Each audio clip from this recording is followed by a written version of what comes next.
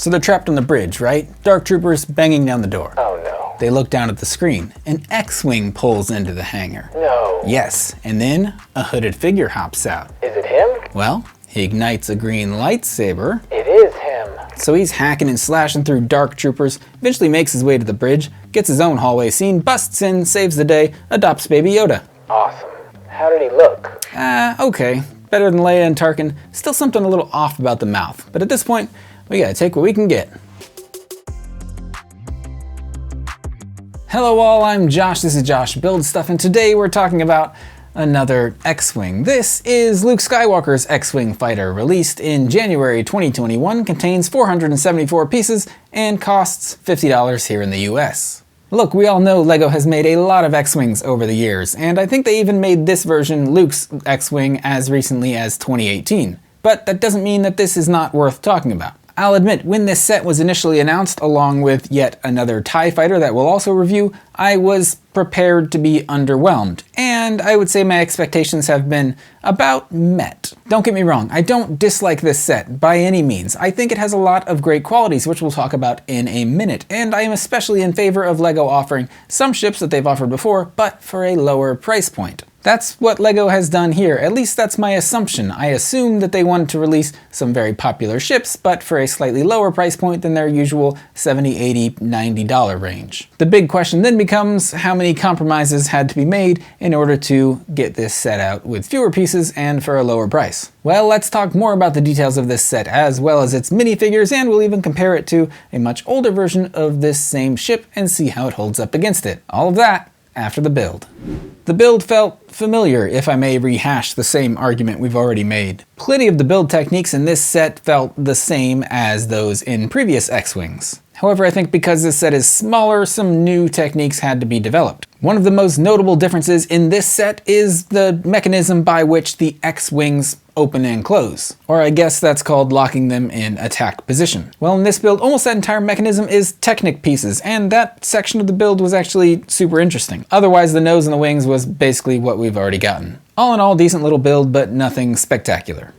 I am not a naturally enthusiastic person. I get that from my dad, who, when I once told him some very exciting, very good, life-changing kind of news, he looked me in the eye and he said, "Josh, I'm literally jumping for joy." And I said, "No, Dad, you're literally sitting down not moving, but thank you anyway." And in many ways, I share those same genes. One of those ways being literally because I took his pants before moving away. I don't know why, they don't fit me, I'm much taller than he is. But I tell you this to say that as an unenthusiastic person, it was difficult to get excited about this set. So here's what I like about this set. 1, it was only $50, which in terms of prices for most X-Wings we've gotten lately, that's a pretty good deal. 2, I was excited to see an X-Wing at a slightly smaller scale, which is what we got here. However, if there's something I can say about the size that might surprise you, it's that I actually wish it was a little smaller. I'm not talking like Microfighter, but I'll say one of my favorite ships that we've gotten in recent years was actually the smaller scale Slave 1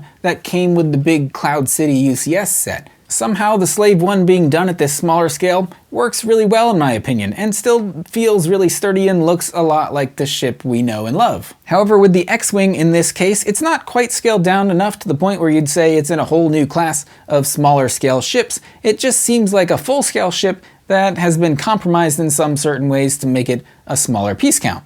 I feel like I'm being a bit negative, so to point out something I like about this set, let's talk about the X-Wing attack position opening and closing mechanism, because that part I like. I mentioned when talking about the build that whole internal mechanism that allows the wings to open and close, it's done entirely in this case with Technic pieces and pins, which is different to how it's been done a lot of times in the past. I think in most, if not all, recent incarnations of the X-Wing, that has been done with the help of rubber bands, which kind of help those wings snap in and out of place. I think in this case, LEGO wanted to do something a little different, and so they came up with this whole crazy Technic mechanism that you definitely notice when you're building it. However, now to hop back on the negativity train, I think that look of that mechanism actually takes away from the overall aesthetics of the top of this ship. It just kind of looks out of place. They tried to cover it up with some stickers, which doesn't help the issue really at all, and instead you just lose the overall smoothness that you could have on the ship otherwise. And while we're aboard the negativity train, I don't like the fact that the landing gear isn't retractable. I think the spring shooters are obtrusive. I didn't care for The Last Jedi, and I think the decision to make Rey a Palpatine was poor story writing. Also, there are too many stickers used in this set. Other than that though, the minifigures are pretty good. Let's look at those. In this set we get another Luke Skywalker, which makes a lot of sense because it's his X-Wing that we paid $50 for. And I believe his torso and legs are both new for this set, both of which I think look pretty nice. R2-D2 is also included in this set. Enough said. As is Princess Leia, and I think her hairpiece is new. The rest of her I think has appeared in at least one other set, being the Tantive 4. And I don't think it's saying too much that Leia looks even better here than she did in Rogue One. We have got to get better at CGing people's faces. And I think for the first time as a minifigure, General Dodonna is included in this set. If you don't remember who that is, he's like Admiral Holdo from Episode 8, except in the fact that his character wasn't terrible. Also, just for comparison and to see just how far minifigures have come in a short time, this is how the new Luke Skywalker figure looks compared to the 2012 version. And speaking of that version, let's see how this new smaller X-Wing stacks up in size against that same version. So for comparison, I have before me two X-Wings, one being the one that we've just built, the other from 2012, but I believe it is meant to represent Luke's X-Wing at that point as well. I think LEGO also released Luke's X-Wing in 2018, but I either don't have that set or it's somewhere in my storage unit where I couldn't find it. But I think this 2012 version is still comparable to the size of modern X-Wing sets that we've been getting, and you can see that it is larger than the new set that we're looking at today. However, that size difference isn't really as obvious as I expected it to be. It's more that like the new version just lacks detail in some ways, and it's just slimmed up a little. It's trim, it's following its New Year's resolutions for 2021.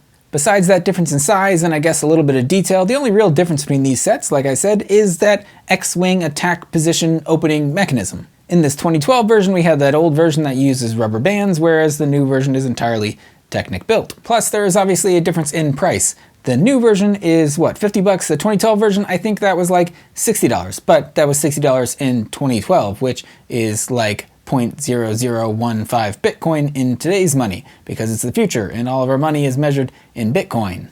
50 to 60 bucks doesn't sound like that big of a price difference, but when you compare this new X-Wing to the previous couple of Pose X-Wings, either Pose X-Wing from 2015, which was like 80 bucks, or Pose X-Wing from 2016, which I think was also $80, or if you think about Pose X-Wing from 2020, I think that one was 90 bucks, which was when things were starting to get really crazy. Tone it down, 2020. And so in 2021, they did just that and brought it down to $50 and significantly fewer pieces, but it's smaller and slightly worse and whatever, all this stuff that I've already said. So my final thoughts on this set, I think it's fantastic. It's great. You get all of the great features and details of a classic X-Wing ship, but it's at a reduced price and a slightly reduced size, which also makes it the perfect size to fit straight into the trash can. Do you have any idea how I actually feel about this set? Because neither do I at this point. As always, thanks for watching. I hope you enjoyed this video. If you did, be sure to like, subscribe, and tell your friends. Again, thanks so much for watching. I'll see you next time. I have a mess to clean up. Ow. Shot myself. Oop. That's a problem. Come on, R2.